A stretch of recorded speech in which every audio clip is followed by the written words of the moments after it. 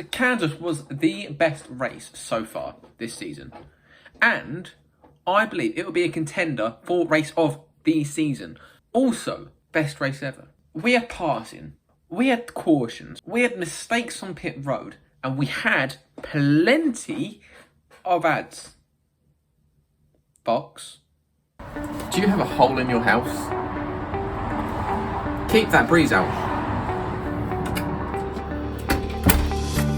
By buying a door. Hey guys, thank you so much for joining us for another episode of NASCAR Cup Dates. This weekend we found ourselves at Kansas, and this track was built all the way back in 1999. The very first winner here was in 2001, and that was none other than Jeff Gordon.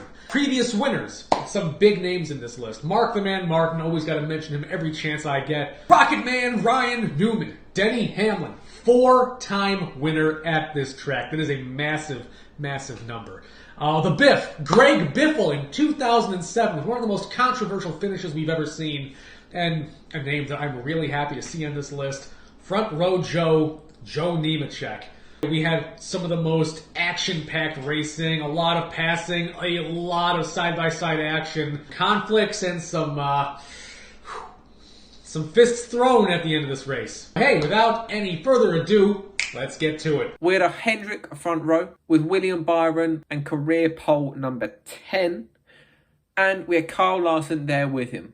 Byron instantly lost the lead because he ain't got shit on them damn Yoda. Larson also lost the lead because he got spun.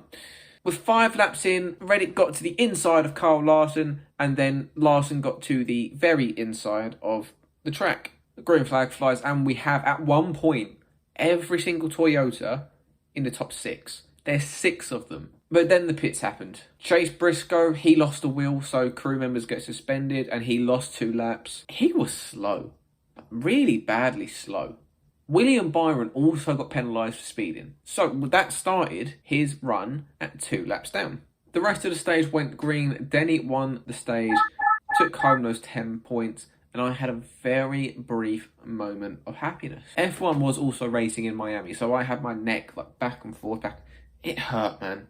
It hurts to be a race fan. Do you have a hole in your house? Keep that breeze out. By buying a door. Stage 2 comes around and it was all yellow. First caution on the stage was for Austin Cindric, who I still dislike heavily, is yet to win since Daytona in 2022. Now, slight tangent here. I hate how that was done, still, over a year since it happened. Especially since Ryan Blaney did all that work to make sure it could have been a Penske 1-2 in that race. I just think it was poor teamwork, poor sportsmanship. I get you're coming for a win, but at the same point, rule number 1 in any team is don't wreck your teammate. Rule number 2 is don't stop your team from winning. He almost did both. And I think he'll become the new Cole Custer, actually. Win one race and just not do shit. Anyway, he had a tyre go down and rode the wall through turns 1 and 2. Next, we had Aric Almirola, who spun and didn't hit anything. So, one of the many incidents with none other than Ross Chastain, we saw him get together with Kyle Busch. And I don't know if anybody out there has been paying attention. Kyle Busch is not the one you mess with. I say this strongly. Do not test this man.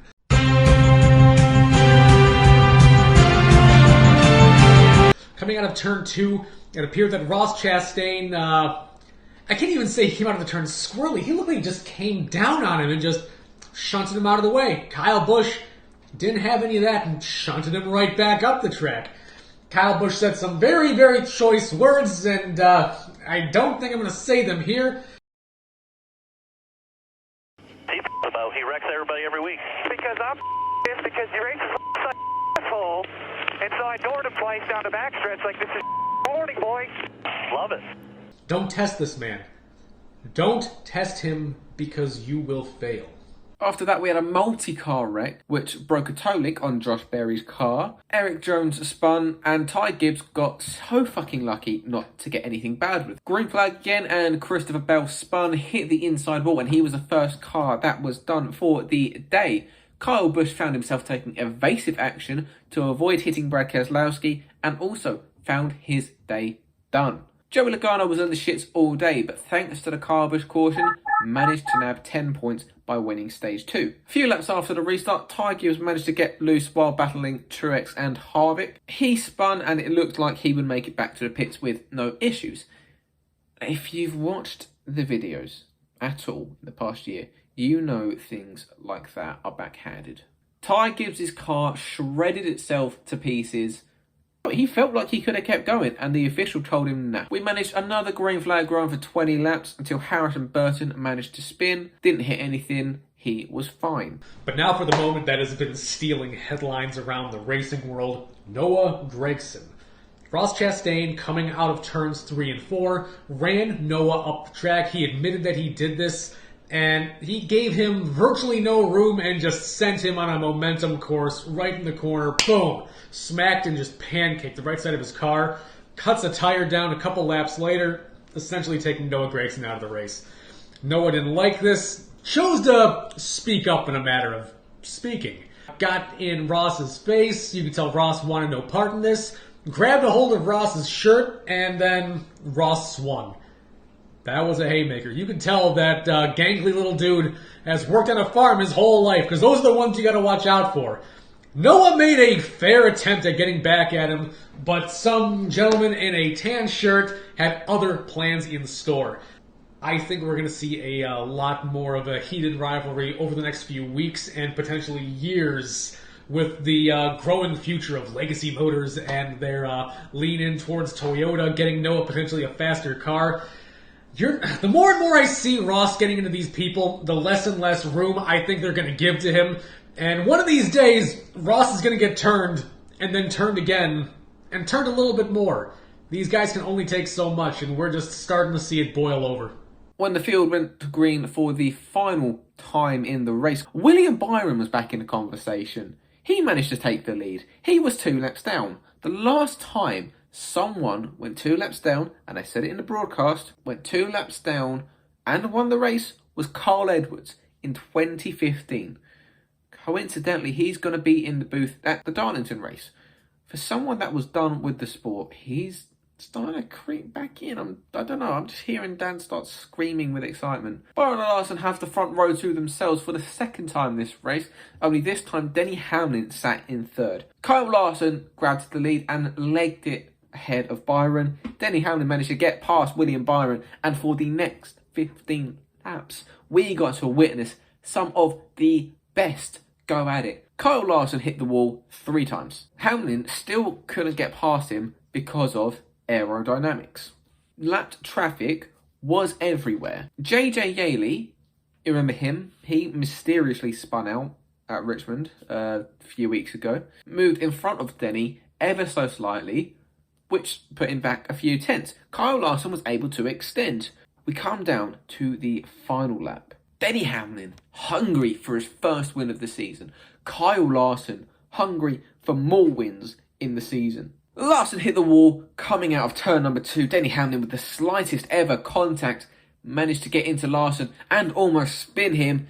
And it meant Denny Hamlin won the Kansas race and broke a tie with Jeff Gordon, Jimmy Johnson, Kevin Harvick and Joey Logano, moving himself clear for most wins at Kansas Speedway. Caitlin Larson, Kyle Larson's wife, if you aren't quite up to speed, firing on all cylinders. If you're down a gear, have a screw loose, falling apart. She didn't like that finish at all. And it looked like the heat at Kansas had gotten to her Twitter account.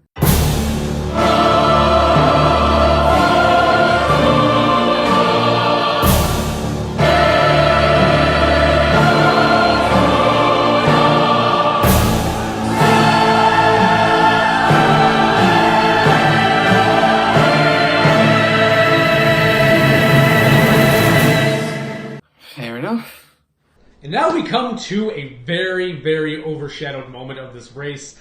Denny Hamlin and Kyle Larson's finish. These two were battling, and that was exciting to see. This is why we watch. This is the reason that we all sit down and say, let's watch some auto racing. It's for moments like this. Coming out of the final corner, it's just these two. The rest of the world does not matter at this point. Unfortunately, they touch. Coming out of turn 2, Denny Hamlin and Kyle Larson. Kyle hits the wall. Denny slides up into Larson. Everyone's trying to say that Denny Hamlin sent Larson, that he wasn't controlling his car. I watched this replay over and over and over and noticed one thing. Kyle Larson hit the wall before Denny Hamlin hit Kyle Larson. The speed and the pressure that these guys were just putting on their cars was massive. They were going up into that wall no matter what. They wanted this so bad. Larson hits the wall first. Denny hits Larson moments after that. The rest is history. Larson doesn't have what it takes now with his car dinged up, with half a track to go. Denny gets the win, and Denny's been looking good. Toyota's been looking good. This was as racing incident as it possibly gets. People just want to hate on the Toyotas. I personally do not care. It's a car manufacturer, but somehow this car manufacturer with 6 cars manages to stay relevant every week. Denny Hamlin and Kyle Larson did what they had to do, but there can only be one winner, and that winner this week was Denny Hamlin. Do you have a hole in your house? Keep that breeze out. By buying a door. Now it's time for Dan's Strong Opinion. Ooh, and now we are on to my favorite segment of the show, Dan's Strong Opinions. And I'm a very opinionated person. So, what opinions do I have this week? Progressive banking is one of the greatest things in auto racing. Tracks like Kansas and Homestead put on a show due to how multi-groove they are. You can see drivers on the inside, the middle, the outside, because there is so much to work with in every single groove of these tracks. Kansas was no exception. You saw cars taking to every single line. There are other tracks in the entire NASCAR circuit that need an overhaul. I'm not naming Texas specifically, but yes, I am. Texas needs to take a look at what Kansas is doing and say, maybe a little bit of this. We cannot have 2 Atlantas, but I'll tell you what we can do is a very unique Texas design with the potential of progressive banking. I think that progressive banking is nothing but good for the sport, and more of it is not a bad thing. These are my opinions, and I'm going to stick to them. So we're moving on to picks, and I have won the last 2 weeks by picking Martin Truex and Denny Hamlin. I'm not going directly for the win this week. I'm just going for a solid finish. And you know the one guy that I'm looking at on a low grip, high tyre wear track is Tyler Reddick. He is having a field day at Darlington. I will predict it now. And now we're coming to the end of this so quickly. Okay, so I said Brad Keselowski this past weekend, and I shot from the hip again.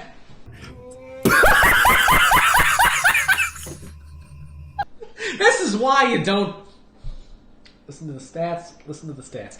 Okay, so this week I am going to be picking the number 19 of Martin Truex Jr. This man has 2 wins at Darlington and has been on a roll. He looked fantastic all of last year, but just couldn't close out. This year he finally got one and managed to close out. He only has 2 wins short. He only has 4 top 5 finishes. But overall, I think that the veteran experience is going to pay off in the long run. That MTJ is going to get it done here at Darlington. He did it a couple years back. I think we're going to be seeing it again this year. MTJ, the number 19, winning this weekend, Darlington. That's my pick. Thank you for tuning in this week. We've had a lot of fun covering Kansas. This is going to be contender for Race of the Year. We'll be back next week for the Darlington 1 vid. And once again, that takes us to the close of another episode. Elliot, thank you so much for having me. Always a pleasure to be here on the show with you. As always, let us know in the comments down below any opinions you have. Let me know your strong opinions. Please, I want to see them. I want to hear them. Yeah, we're going to Darlington this week for the Darlington throwback, or because of all the incidents with Ross Chastain, is this about to be the Darlington throwdown? I'm really, really amped up to see what's going to be happening here. Let us know down below how wrong I am, how right he is. Give me a follow at CupdatesDan on Twitter. Love to hear from you. Love to see what everyone's talking about this week and what we're going to be going into this weekend. Oh, I love the throwback race. This is going to be so much fun. All right, I'm not going to waste any more of your time. Elliot, thank you again. You folks, y'all have a good night. Cheers. Do you have a hole in your house? Keep that breeze out. by buying a door.